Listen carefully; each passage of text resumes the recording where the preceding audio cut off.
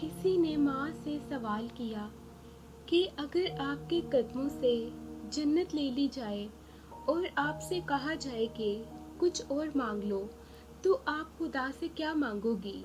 तो अम्मी ने बहुत खूबसूरत जवाब दिया, मैं अपनी औलाद का नसीब अपने हाथ से लिखने का हक मांगूंगी, क्योंकि इनकी खुशी के आगे मेरे लिए हर जन्नत छोटी है।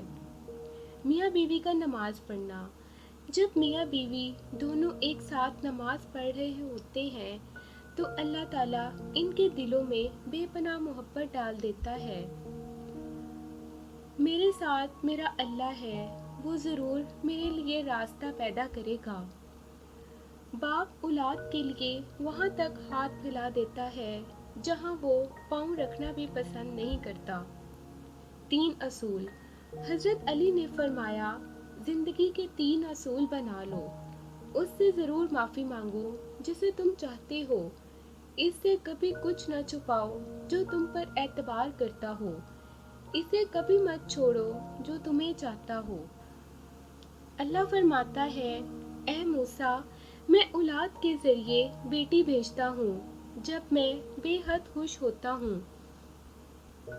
मनपसंद चीज़। अपने रब पर भरोसा रखो, वो तुम्हारी मनपसंद चीज़ तुम तक लाएगा मुकर्ररा वक्त पर और तुम हैरान रह जाओगे।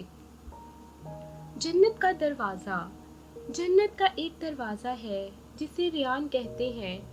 क़यामत के दिन इस दरवाजे से सिर्फ रोज़ादार ही दाखिल होंगे। फजर की नमाज।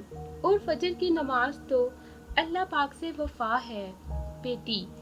बेटी का फ़ैसला अगर गलत हो जाए तो माफ़ी नहीं दी जाती। इसको ना माशरा माफ़ करता है ना अपने। और अगर बेटी की ज़िंदगी में माँ बाप का फ़ैसला गलत हो जाए तो कहा जाता है, बस बेटी के नसीब। दुआ। सबसे खूबसूरत एहसास ये है कि वो दुआ हकीकत बन जाए जो आप और अल्लाह के दरमियान राज थी। टूट मत जाना। देने वाला पुकार पुकार कर कहता है, और एक दिन तुम्हारा रब तुम्हें इतना देगा कि तुम खुश हो जाओगे। मुनाफिक की 3 निशानियाँ। बात करे तो झूठ बोले, वादा खिलाफी करे, अमानत में खयानत करे। औरत का रोना। हजरत अली ने फरमाया कि जब कोई औरत तुम्हारे सामने रो पड़े तो तुम्हारी मर्दानगी का तकाजा ये है कि तुम इस बात को वहीं ख़त्म कर दो। बापर्दा औरत। बापर्दा औरत गैरतमंद भाई, गैरतमंद बाप और गैरतमंद शोहर का फ़ख्र होती है। रब। तुम क्यों घबराते हो मुकद्दर के फैसलों पर? क्या तुम नहीं जानते तुम्हारा रब गफूरुर रहीम है?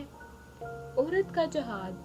हज़रत अली ने फरमाया, औरत का जहाद शोहर के साथ अच्छी ज़िंदगी बसर करना है।